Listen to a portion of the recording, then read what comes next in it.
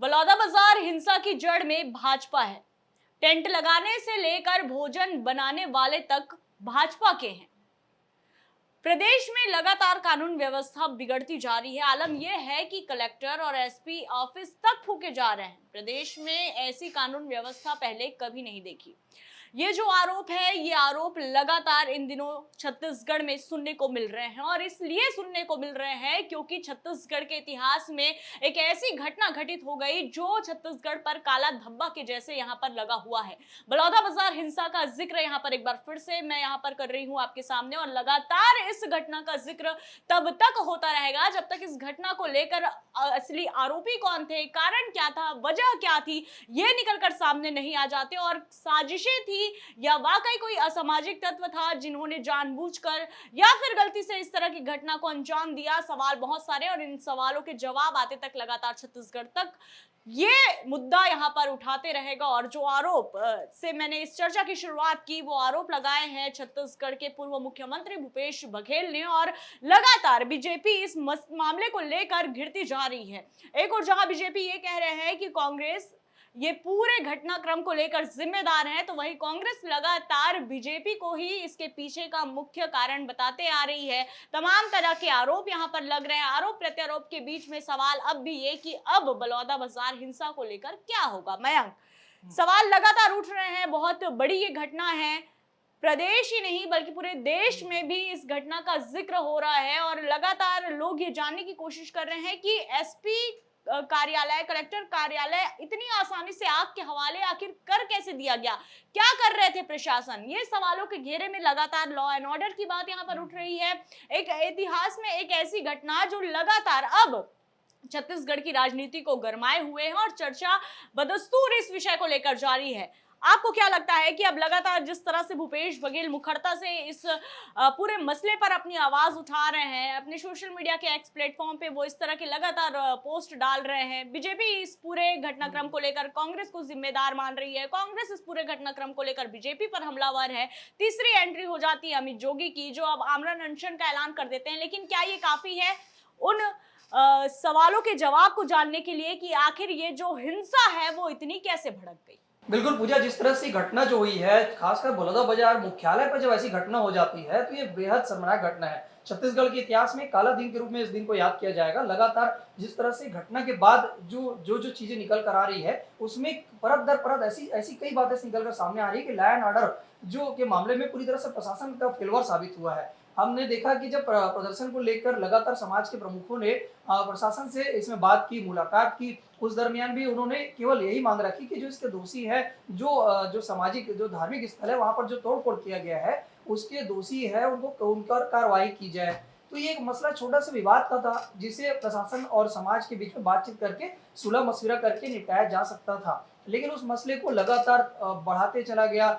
प्रशासन ने उस पर ध्यान नहीं दिया गया और तो जब धरना प्रदर्शन की अनुमति मांगी गई तो उस दरमियान प्रदर्शन के पहले ही प्रशासन को अनुमति देने के समय तय कर दिया जाता है कि इस प्रदर्शन में कितने लोग शामिल होंगे, कहाँ से लोग आएंगे, कितनी गाड़ियां बाहर से आ रही है, ये सारी चीजें उसमें उसमें जो है उनको धरना का जो ज्ञापन दिया जाता है, धरना की अनुमति दी जाती है, उन सारी चीजों का मेंशन होता है। लेकिन प्रशासन ने वो सारी चीजों में अनदेखी की और तो प्रदर्शन के लिए पूर्व तैयारी जब की गई, उस दरमियान बैरिकेडिंग से लेकर तमाम व्यवस्था की गए थे और तो धरना प्रदर्शन सुबह से लेकर शाम तक चल रहा था। आधे दिन तक जब वो धरना प्रदर्शन सभा चल रही थी, उस दरमियान भी रिजर्व फोर्स की तैनाती नहीं की गई और तो और कलेक्ट्रेट दफ्तर तक जो आगजनी हो गई, उपद्रवी पहुंच गए। सबसे बड़ी बात है इस मसले को लेकर जिस तरह से जो घटना होनी थी वो तो बिल्कुल नहीं होनी चाहिए थी, लेकिन घटना के बाद भी जो आरोप प्रत्यारोप का दौर थमने का नाम नहीं ले रहा है, वो और चीजों को उकसाने का काम कर रहा है। हमने देखा कि शांति समिति की बैठक भी अलग अलग जिलों पे हो रही है, मुख्यमंत्री निवास में भी समाज के प्रतिनिधियों को बुलाकर बात की जाती है, लेकिन उसके बाद लगातार सरकार के जवाबदार जो मंत्री है, जो बीजेपी के तमाम जिम्मेदार लोग हैं, वो सीधे तौर पर कांग्रेस पर आरोप लगाते दिख रहे हैं और तो नाम लेकर भी आरोप लगाया जा रहा है कि वहां पर कांग्रेस विधायक जो है देवेंद्र यादव का क्या काम था। तो भाई समाज के प्रतिनिधि है, अगर वो जनप्रतिनिधि है उनको बुलाया जा सकता है, ठीक है, वो आप जिम्मेदार किसी को नहीं कह सकते। जब आप आरोप लगाएंगे तो आपको प्रत्यारोप के लिए भी तैयार रहना पड़ेगा। देवेंद्र यादव पर आरोप लगाने का सीधा सीधा ये तात्पर्य रहा कि आप देवेंद्र यादव भी सीधे तौर पर आरोप लगाते दिख रहे हैं। कांग्रेस पर आरोप लगाने की जो बात बीजेपी की ओर से कही गई, सरकार की ओर से कही गई, उसका प्रतिरूप मिल रहा है क्योंकि कांग्रेस ने दो कमेटी वहां पर बना दी है। कांग्रेस ने प्रदेश कांग्रेस कमेटी की एक जांच कमेटी बनाई है और कांग्रेस विधायक दल की भी एक जांच कमेटी बनाई है। दोनों कमेटियों ने अलग अलग तरीके से वहां पर जाके लोगों से बात की है और बहुत सारी जानकारियां निकाली है। अब यही वजह है कि भूपेश बघेल जो पूर्व मुख्यमंत्री, वो भी आक्रामक तेवर दिखा दिए हैं। उन्होंने साफ तौर पर कह दिया है कि वहां पर जो पूरी तरह से प्रशासन का फेलवर साबित हुआ है, और तो उन्होंने मुख्यमंत्री विष्णुदेव साय के इस्तीफे की मांग भी कर दी है। अब देखने वाली बात है, क्योंकि कांग्रेस तो अब 18 तारीख के पूरे प्रदेश भर में जिला मुख्यालयों में धरना प्रदर्शन करेगी, तो कहीं ना कहीं विपक्ष को एक बड़ा मुद्दा मिल गया है। सतनामी समाज छत्तीसगढ़ की राजनीति में बहुत बड़ा दखल रखता है और यही वजह है कि समाज की दखल को अनदेखा नहीं किया जा सकता है। कांग्रेस शासन में भी इस समाज को काफी प्रतिनिधित्व दिया गया और बीजेपी सरकार में भी जो इस समाज के लोगों को काफी प्रतिनिधित्व दिया गया है। लेकिन अगर इस तरह की बात निकल कर आ रही है, वोट बैंक की राजनीति हो रही है, आरोप प्रत्यारोप का दौर चल रहा है, तो ये किसी लिहाज से इसे छत्तीसगढ़ के लिए अच्छा नहीं कहा जा सकता। और यही वजह है कि बलौदा बाजार में जो धारा 144 लगी हुई थी, उसे 3 दिन के लिए और बढ़ा दिया गया है, यानी 20 जून तक के वहां पर धारा 144 लगा दी गई है। यानी बलौदा बाजार में सब कुछ ठीक नहीं चल रहा है पूजा। बिल्कुल, और कैसे ठीक हो सकता है मयंक, बताइए। एक और जहां खुद समाज उस जवाब की बात जो रहा है, जिसको लेकर उनके ऊपर आरोप लग रहे हैं, इतना बड़ा आरोप कि भाई आगजनी की घटना में सतनामी समाज सीधे तौर पर यहाँ पर दोषी करार होता नजर आ रहा है, लेकिन समाज इस बात से बिल्कुल सहमत नहीं है। यही कारण है कि वो सीएम साय से जाकर मुलाकात करते हैं सीएम हाउस में, और वो खुद कहते हैं कि इस पूरी घटना की जांच होनी चाहिए, क्योंकि जिस तरह से ये आरोप लग रहे हैं, बहुत बड़ा ये आरोप है। और समाज जो बार बार इस बात की गुहाई दे रहा है कि हम अहिंसा के मार्ग पर चलने वाले लोग हैं, हम इस तरह की किसी भी घटना को अंजाम नहीं दे सकते। अब समाज क्या करे? समाज के पास तो यहाँ पर कोई रास्ता होता नजर नहीं आ रहा है। लगातार स्थिति यहाँ पर स्पष्ट होती नजर नहीं आ रही है। जब इतने बड़े गंभीर मुद्दे पर यहाँ पर राजनीति छोड़कर मिलजुल कर यहाँ पर उन कारणों को जानने की कोशिश करनी चाहिए थी कि आखिर ये इतनी बड़ी घटना कहाँ हुई, चूक कैसे हुई, उस चूक को कैसे सुधारा जा सकता है। तो इन सब प्रमुख बातों से भटकते हुए यहाँ पर तो केवल राजनीति रोटी सेकी जा रही है।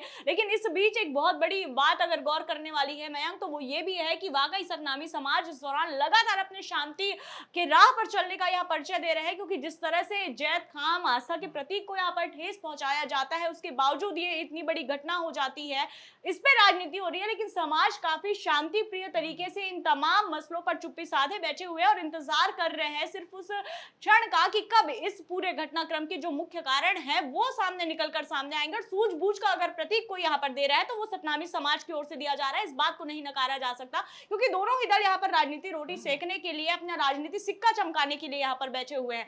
बहरहाल, जिस तरह से आपको मयंक ने बताया कि अभी स्थिति वाकई स्पष्ट नहीं हो पाई है, तनातनी का माहौल अभी भी है।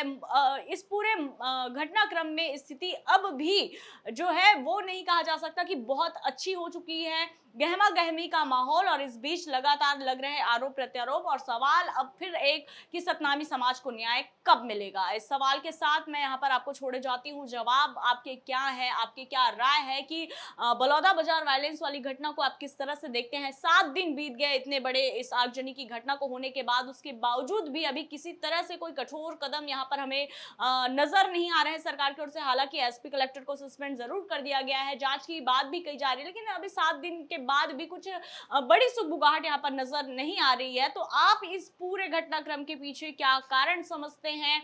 सवाल बहुत सारे हैं, जवाब आपके हिसाब से क्या है? ये अपनी राय कमेंट करके जरूर बताइए और देखते रहिए आपका अपना डिजिटल चैनल छत्तीसगढ़ तक। मुझे और मेरे सहयोगी मयंक को दीजिए इजाजत। जय जोहार।